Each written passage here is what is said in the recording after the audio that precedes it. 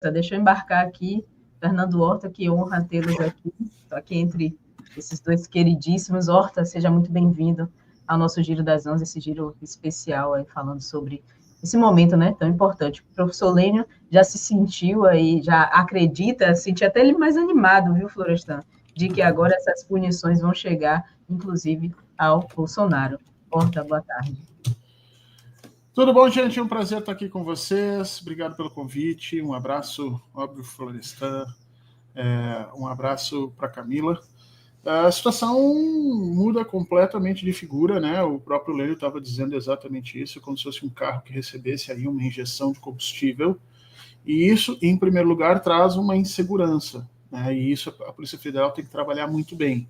A Polícia Federal vai precisar mostrar, sob pena de desarticular toda a estrutura política que o presidente Lula vem montando, ela vai precisar mostrar que esse novo desenvolvimento, né, dessa operação contra golpe não tem nada a ver com a ameaça ou o ataque terrorista que nós sofremos na semana passada, para não ficar parecendo que há uma troca de golpes entre o Executivo e o Executivo e o Judiciário brasileiro e o Legislativo. Porque a gente sabe muito bem que para o Legislativo brasileiro essas questões são menos importantes.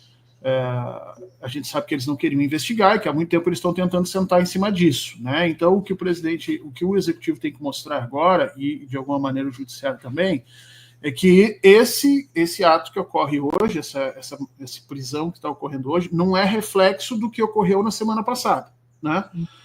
E é fruto de uma investigação mais consistente, de muito mais tempo, com andamento, e que essa questão da operação ter sido desvelada depois do que aconteceu foi simplesmente um acaso, né? Ou seja, ela seria desvelada indiscutivelmente ali adiante, porque senão fica parecendo que é um retruque, entendeu?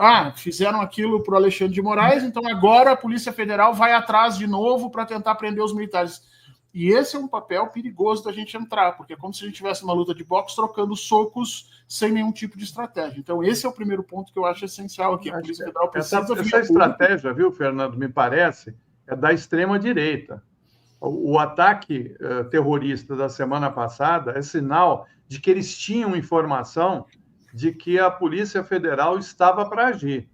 Eu tenho quase que certeza que eles já, depois que a polícia comunicou que tinha conseguido informações nas nuvens do celular e do computador do Mauro Cid, esses personagens sabiam que seriam pegos, porque está tudo ali documentado. Foi através das informações do que estava ali, que o Mauro Cid apagou, né? Ali foi a ligação com todos esses personagens que foram presos agora. Então, me parece que eles se anteciparam, não parece, não? A essa tua tese é uma tese, para mim, nova, né? O que você está dizendo é o seguinte, olha, o ataque já veio antecipado e a gente precisa de evidências para sustentar isso. A gente precisa de alguma comunicação, ou algum disparo, algum movimento desse grupo de kids pretos, né, com relação à pessoa que se suicidou na semana passada. Eu não sei se a gente tem essa evidência. Eu acho que essa evidência é um tanto quanto frágil, mas essa é uma situação que não pode ser descartada, Flor. Você tem toda a razão. Mas cabe primeiro, e é esse o ponto que eu queria começar comentando, cabe primeiro a Polícia Federal explicitar, deixar muito transparente qual a relação do que aconteceu agora, hoje, com o que aconteceu na semana passada, né? Nós precisamos explicitar, nós precisamos saber. Então, o Florestan traz essa ideia. O que aconteceu na semana passada já foi uma tentativa de, vamos dizer assim, chamar a atenção ou de eliminar mesmo o Alexandre de Moraes. Vamos ver até que ponto essas coisas se sustentam. De qualquer forma, essas duas coisas precisam ser explicadas. Não basta apenas fazer a operação e largar, porque senão a gente joga mais fogueira nessa situação social que nós já vivemos de um país cada vez mais polarizado. E assim, aqui quem fala é alguém que gostaria de jogar muita gasolina nessa fogueira, porque eu acho que a polarização é o caminho para a gente conseguir resolver os problemas sociais. Mas o caminho do presidente Lula é diferente. O caminho do presidente Lula tem sido de abrandar esse fogo e demonstrar que as instituições têm o seu caminhar próprio e que não dependem desse ritmo político. Mas, dado o que aconteceu semana passada e o que aconteceu agora, vai certamente existir quem vai dizer que é um retruque pelo que o Alexandre de Moraes foi ameaçado na semana passada. E isso tira a força da operação. Não, e tem uma outra coisa que você tem que levar em consideração. O presidente Lula está num evento extremamente importante para o Brasil e para ele. Essa operação, no dia de hoje, tira um pouco do brilho, né? Porque como o presidente se deu muito bem nesse G20 e conseguiu colocar a pauta projetada, né, planejada pelo governo ser aprovado ali na reunião do G20, ele sai engrandecido dali. E o que está acontecendo agora é que está todo mundo falando mais de como foi o golpe do que dos avanços que o Brasil conseguiu dar nas relações internacionais. Então, assim, o que não existe aí é um planejamento para ajudar o governo, me parece, né? Não, mas aí é que está. Esse momento agora de captura da atenção, a gente chama isso de economia da atenção, né? Esse momento favorece a tese do golpe, né?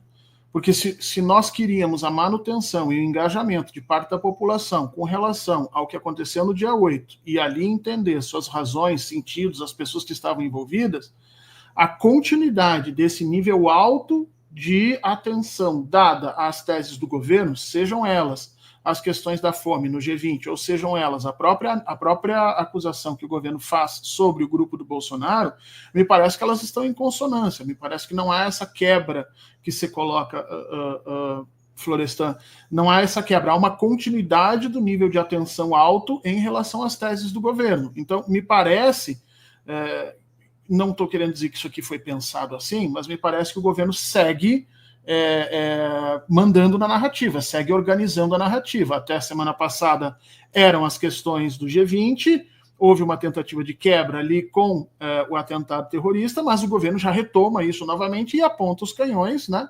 para essa articulação antidemocrática que está muito bem, pelo que eu vi de informações, está muito bem comprovado que a articulação existe. Né? Não há dúvida. Veja, é um general que está sendo preso, e isso não é pouca coisa no Brasil. Você mandar preventivamente um general não é pouca coisa, o Florestan sabe disso. Né? Uma coisa são os estratos baixos do exército, cabos, soldados, sargentos, que entram e mexem, viram e mexem, saem e entram de prisão. Mas generais são coisas mais complicadas. Então, é um general, 2 coronéis e 2 majores, ou seja, todos oficiais superiores, todos da ala que o presidente vinha cobrando já há algum tempo. Né? Não são os bagrinhos, não são aqueles que são utilizados como massa de manobra. E me parece que as evidências são diretas e indiscutíveis. Agora, cabe à Polícia Federal agora comprovar a relação causal entre eles e, obviamente, a família Bolsonaro. E eu acho que o elo aí é o general Braga Neto, que já aparece como articulador. Inclusive, há já artigos dizendo que toda essa discussão teria se dado dentro do apartamento do Braga Neto. E isso é importante, sabe por quê? Porque daí o Braga Neto está implicado nos 2 sentidos. Porque se ele soube disso e nada fez, ele prevaricou. Porque como general do Exército e como membro do governo, ele era obrigado a dar voz de prisão a todo mundo que na sua frente pensa, pondera, age, né, organiza um tipo de atentado à democracia. Agora, se ele ouviu, né, e participou, aí a coisa fica muito pior. Então, eu acho que nessa articulação, o Braga Neto passa a ser uma figura imediatamente ligada, e eu não duvidaria se nas próximas horas não saia um pedido de prisão diretamente do Braga Neto nesse processo, o que seria um primeiro avançar sobre essa estrutura de defesa política que o Bolsonaro montou. Né? Então, o Bolsonaro se coloca como o último desses dominós. Antes de você derrubar o Bolsonaro, antes de você prender o Bolsonaro, você vai ter que discutir exatamente Braga Neto e os outros generais. Eu acho que seria o momento agora de começar a fazer isso. No relatório da Polícia Federal, que veio à tona, que a imprensa está trabalhando com essas informações, está dito claramente que ocorriam essas reuniões para fazer o planejamento dentro da residência do Braga Neto. E também a informação de que um Kids preto que trabalhava dentro do Palácio do Planalto era, né, porque ele foi preso, era assessor do general Pazuello. né? Você vê que está tudo misturado na mesma panela, né? E aí o que a gente dizia lá atrás, Florestan, que a gente pedia encarecidamente que o governo realizasse uma desbolsonarização completa, ou seja, que assumisse a ideia de que todos os que trabalharam sob tutela do Bolsonaro, que não são concursados, que são cargos por nomeação, precisam ser retirados do governo. Não interessa o nível de conhecimento, expertise, distanciamento que tenham, todos precisam ser retirados do governo. Nós argumentávamos isso lá atrás, eu me recordo muito bem, em janeiro, fevereiro de 23. Nós estamos vendo cada vez mais esses argumentos se tornarem verdade. Primeiro com a grande crise da ABIN, que nós vimos no final do ano passado, e agora com esse enorme problema dessa operação contra-golpe. Quer dizer, o Exército cada vez mais se mostra como uma instituição em cujo fascismo se imiscuiu, se colocou em níveis que fica muito difícil da gente começar a selecionar simplesmente no olho. Então, para prevenir a continuidade desses esforços delituosos, né, dos ataques à democracia, era prudente que o governo realizasse uma desbolsonarização completa. E isso significa, talvez, repensar a própria figura do GSI. O GSI precisa deixar de ser militar e precisa voltar a ser um gabinete de segurança civil, coordenado aí pelos interesses do presidente eleito, seja ele o Lula hoje, seja ele outro presidente lá adiante. Mas que o presidente escolha as equipes e as pessoas que estão diretamente imbricadas na sua segurança, porque o que nós estamos vendo é que essa teia, essa malha de interesses que nós estamos vendo que atacam a democracia, passam sempre pelo Exército e pelas forças de segurança. E nós não podemos, civis, dentro de uma democracia, ficar reféns desse tipo de situação. Exatamente. Dentro dessas tomadas de decisões, Horta, cabe nesse momento discutir a permanência ou não do ministro da Defesa, que já sinalizou em muitos momentos, né, o Múcio, de que que ele é esse representante das Forças Armadas e não esse interlocutor do governo dentro das Forças Armadas. Eu acho que você toca num ponto essencial. Eu acho que o ministro da Defesa já devia ter saído há muito tempo. Acho que o Múcio não emplaca um papel digno do processo democrático. Acho que ele é um embaixador das Forças Armadas no governo Lula. Ele trabalha não para tornar as relações entre civis e militares relações dentro da lei hierárquicas, mas para tornar o governo Lula palatável aos militares, e só isso demonstra que a nossa democracia não é mais plena, né? Numa democracia, eu falo isso sempre, quem tem arma obedece. Não existe a história de quem tem arma manda. Nós construímos exércitos e há um pacto entre civis e militares que diz o seguinte: nós sustentamos vocês em todas as suas necessidades, mas vocês não nos oprimem, porque nós não vamos sustentar indivíduos que venham a oprimir a democracia. Então, numa democracia, quem tem arma obedece. Os militares precisam aprender isso. Tem que aprender isso de forma dura, se eles se tornarem recalcitrantes, ou podem aprender isso de forma mais tranquila. E o ministro Múcio, me parece que não tem essa característica pedagógica. O ministro Múcio trabalha na perspectiva, alguns chamam de pragmática, de que os militares têm poder político per se. E isso nós não podemos aceitar. Os militares precisam se adequar ao que diz a Constituição. Aliás, o Exército Brasileiro é um exército do século XIX, nem do século XX chegou ainda, na sua hierarquia, na sua construção, na forma de pensamento, e era a hora da gente fazer essa modificação. Não sei se o presidente Lula vai mexer nisso, porque isso é um custo grande. Agora, que pelo menos o presidente Lula poderia deixar mais claro e transparente os limites da relação entre civis e militares, isso seria já um feito fantástico para os próximos presidentes. Seria algo que o presidente Lula deixaria como parte do seu legado. Traçar uma linha e dizer, daqui para diante militares não funcionam. E como é que pode começar traçando essa linha? Através do GSI. Acabar com o GSI como ele é agora, transformar numa questão institucional, acabar com o controle militar sobre a inteligência brasileira, especialmente sobre a ABIN, e acabar com essas relações, eu acho que até um certo ponto incestuosas entre Polícia Federal e Exército e Forças Armadas. Essas coisas têm que ser separadas, para o bem da democracia. Nós não podemos continuar convivendo mais 5, 10, 15, 20 anos com essa sombra de um golpe mal dado. O Florestan sabe muito bem o que nós sofremos por conta das questões de 64 a 85, do regime militar, e como a nossa justiça de transição foi tremendamente falha. Agora eles fizeram de novo. Se nós de novo fingirmos que isso não aconteceu e tentar botar essas coisas para baixo do tapete, o presidente Lula, em vez de nos entregar uma democracia mais forte, vai nos entregar uma democracia mais fraca. E hoje, ele é o grande sustentáculo disso, indiscutível. Nenhum militar hoje no Brasil pensa em questão de golpe porque sabe da força política que ele tem.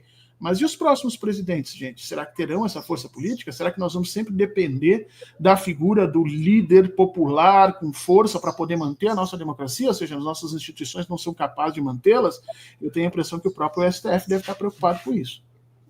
Exato. Eu acho até, viu, Camila, que essa questão que o Horta está trazendo, ela é muito importante e envolve também as polícias militares, que deveriam ter sido extintas logo depois da anistia.